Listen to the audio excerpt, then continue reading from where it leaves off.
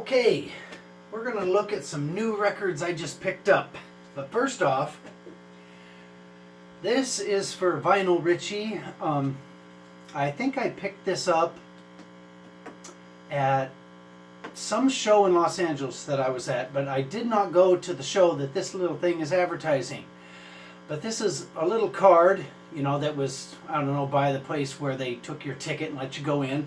And it's for Iggy and the Stooges, September 7th, Hollywood Palladium.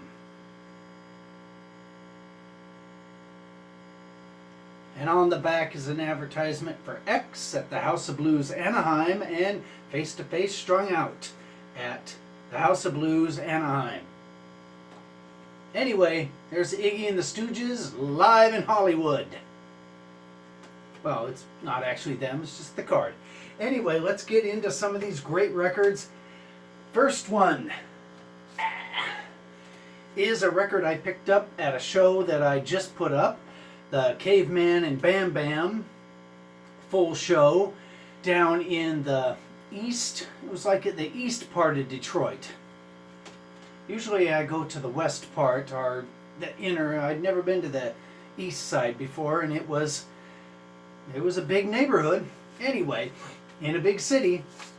Here's what the vinyl looks like. It's on Outer Limits Records. And they had it for sale. And I bought it to show support.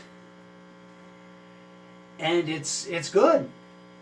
It's like what you see in the video. Here's the back of it. Has a song on it called Dick Dale, so that right there makes it worth picking up. And it was nice to go to a show again. I wore a surgical mask, and not like the ones you see on MASH or anything like that. I wore one of those green cup ones that are like heavy material, and they're painful. But nothing's getting in and nothing's going out. So that made the whole show kind of uncomfortable. And once I got in my car, I was glad to get that thing off. But it was worth it to go to a show, see a live band that isn't any good, and I loved it. If they would have been good, I wouldn't have had any fun. Anyway, I hope you watched the video I just put up of Caveman Bam Bam Live Detroit 2020. Okay, on to the next. This is a split with the Quincy Punks and Resin Scraper. Resin Scraper is a punk rock band. They're really good. Quincy Punks are legends, and this little record is the funnest thing ever. But it's not. This is the funnest thing ever. This is the Quincy Punks Get the Humans on Recess Records. It's got a bunch of songs on it. It's got a little, soundbite from the TV show Quincy when they did the punk rock episode where the lady is telling him her friend's daughter is burning herself with cigarettes, and when I heard that, I just go, germs burns. Anyway, it's, they're telling you how punk rock is bad news, and, your kids will just get into, self-destruction if they get into the punk rock. And that little soundbite is on this record. Every song on this thing is just the best. I couldn't be happier with Quincy Punks Get the Humans 7-inch. And this thing it's not hard to find. And boy, is it good. I got a little excited about that one. Okay, let's head to Detroit, Michigan. Here's a compilation LP, and it's called Detroit Defaces the 80s with Cyanide, the Ivories, the 27, Rushlow King, the Cubes, Mark J. Norton, Service. This record is It's not really a punk rock record. It's a bunch of bands from the Detroit area. It's on Tremor Records, which is a Royal Oak, Michigan record label. Um, these bands are trying to be like the Cars or maybe the B-52s, maybe the Clash. But you know, they're not that good of songwriters as, you know, those other groups I just mentioned. So they get weird. You know, to try and make the song catchy, they take something that's, you know, kind of new wave, and they start messing with it. And that's what makes this thing a must-have, is to listen to a song that you could tell they're taking very seriously, but they know it's not Joe Jackson or the Police, so they put this weird twist into it of like noise or singing off key for the longest time, and that's what makes me love it, is the strangeness of Deface the 80s Detroit Comp. And here's what the vinyl record looks like. And again, this thing is easily obtainable.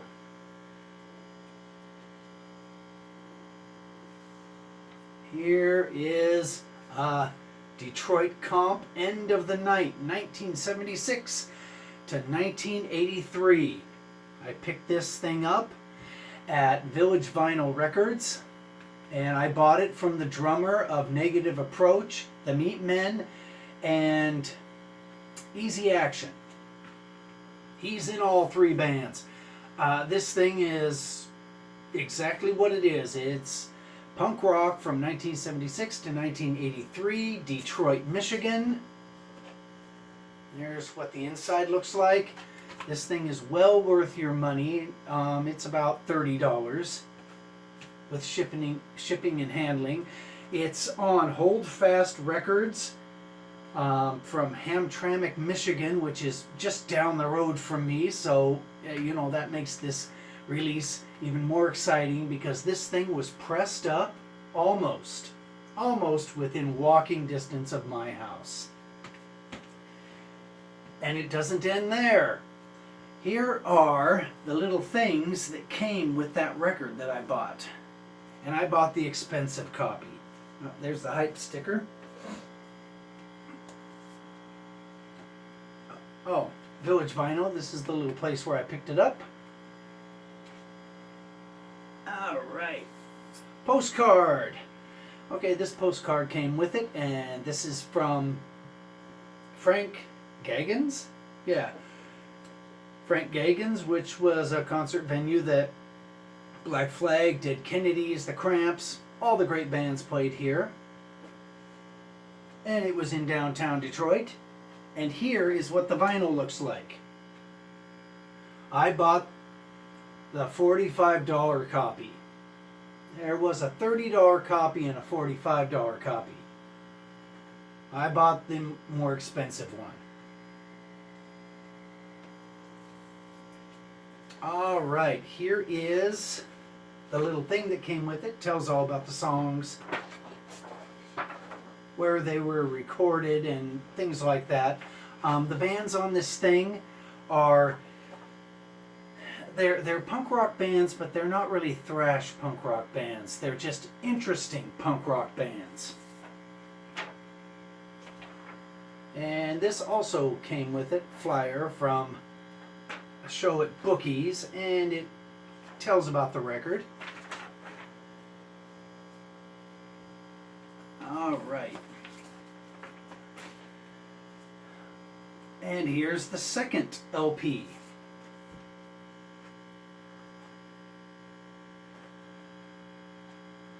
And this Detroit Comp, I think it was a record store day type situation. It's very interesting to listen to. Extremely interesting. I would suggest picking that up. You don't have to buy the expensive one. Buy the cheaper one. The songs on it are, you know, it's not as good as Let 'Em Eat Jelly Beans. I mean, what is? But is it good enough to buy? Yes, it is. I'm very pleased with it. Let's get some more records out. Okay, this one I also picked up at the same record store. Wow, I ended up spending a lot of money in that place. And proud to do it. It's great to support an independent record store. This is Beach Boulevard. This record has the Simple Tones, Rick L. Rick, The Crowd, F Word, The Clan, and Dirk Dirksen. Introducing, I think he's introducing F Word. This is a compilation of bands from the Southern California beach cities. And this is a really good record. The songs are fun, they're catchy, you know, it's not thrash punk or anything like that, but it's really fun to listen to. I've listened to it like, I don't know, 4 or 5 times. And there's a problem with this record. This record does have a major flaw. And I mean, it's major. Jeez. Okay, the Simple Tones on this thing, they're great. They have some of the best songs on this compilation. Except for side 2, they do a couple of songs to end the side. The name of the songs are Don't Bother Me and California. Don't play those songs. Side 2 has The Crowd and Rick L. Rick. And then, you know, to end the side, the last 2 songs are the Simple Tones.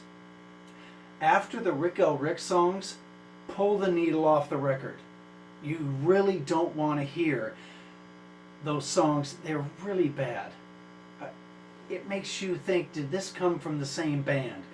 It's kind of like comparing the Clash's first record with that 3-album set, Santanisha, or, you know, however that's pronounced. It's like that. It's exactly like that, except these songs are worse. So, aside from those 2 songs on side 2, this thing's great. It's great to have some F Word in my collection. I didn't have any of that. I didn't have any of the Simple Tones, which, you know, they're a great band. I didn't have any of The Crowd. They're good.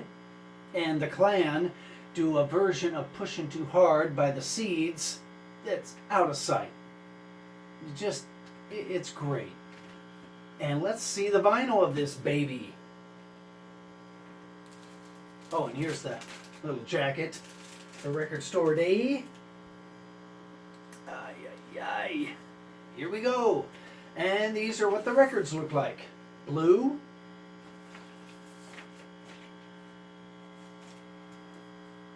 And yellow. So if you run across Beach Boulevard, don't be afraid to give the guy a couple of 20s for it. It is well worth it. Okay, here's a different genre of music. Okay, the Marilyn Manson record, Last Tour on Earth, before just recently, the only way to get any of that CD on vinyl was this thing, which is, I think I paid $120 for this thing. Or maybe, yeah, it was $120. I paid $120 for this thing. It has 2 songs on it. One side is Rock is Dead, and that's taken from the Last Tour on Earth CD. And the other side is The Astonishing Panorama of the End Times, and that is also taken from the CD. So to have any vinyl of that CD only release until recently was to try and find this thing. I've only seen it once on eBay for sale, and I bought it, and I'd say that's like 20 years. 20 years I saw this thing once, and I picked it up. After I picked it up, I've never seen it again. I have no idea how many of those things they made, but probably wasn't very many. Now, this is a bootleg record of the Marilyn Manson last tour on Earth. And some guy somewhere in Europe is printing them out to sell to people like me. And it wasn't cheap. It wasn't as much as the other one, but you know, it wasn't cheap. Obviously, that's what the vinyl looks like. Double album set. And this is what the cover looks like. And you can tell it's a bootleg because there's no barcode anywhere on this thing. This record is, it's not worth buying if you're not collecting Marilyn Manson records, because you know, this is like $50 for this thing plus shipping and handling from Europe. So it's not worth that much unless you're a collector. But it's hard to explain if this thing is good or not, because the songs played live, you know, they're okay. Obviously, you know, being a punk rocker, I've sped them up, and when you speed them up, you know, they're fun to listen to. It's what Marilyn Manson says in between the songs. For normal people who are not into Jello Biafra or anything like that, I guess that would be okay. His banter in between the songs. But you know, if you listen to Jello Biafra spoken word and live recordings of the Dead Kennedys, and you know, and that's what you're used to as far as people talking in between the songs, this guy sounds like a moron. Not, I mean a moron as in the words don't make any sense. He'll be talking about something and it's not even a clear thought. You know, like when Kiss talks in between songs, you can understand it, and it is a clear thought. It's a stupid thought, but it's clear.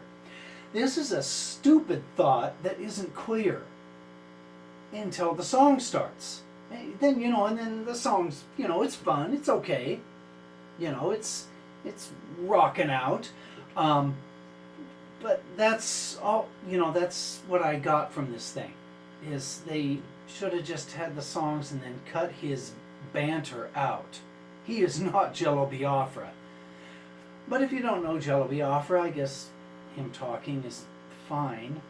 Anyway, this thing also includes bonus tracks of Coma White, I guess from the album of, what was that album? Mechanical Animals? Is that the tour for this? I think it was.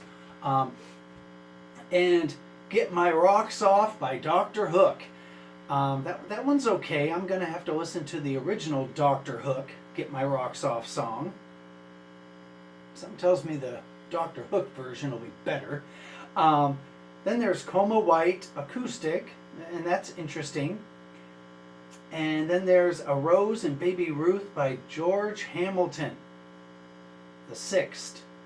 So George Hamilton the Sixth is an artist I'll have to look up so I can hear the original of that. Anyway, this Marilyn Manson record, if the price ever comes down, go ahead and pick it up. It's worth it. Just skip the in-between parts. Okay, those are the new expensive records I got. In this video, I won't be able to say I picked this up for $1 and I got a good deal, and I paid fair price for all those things, and you know, that's a couple $100 worth of records, even more. Anyway, I'm receiving some more records in the mail, and I'll make a video of those.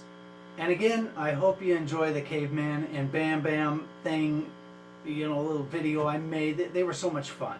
And I'm so glad I moved to Detroit. Alright, let's play, excuse me, let's play some Asteroids.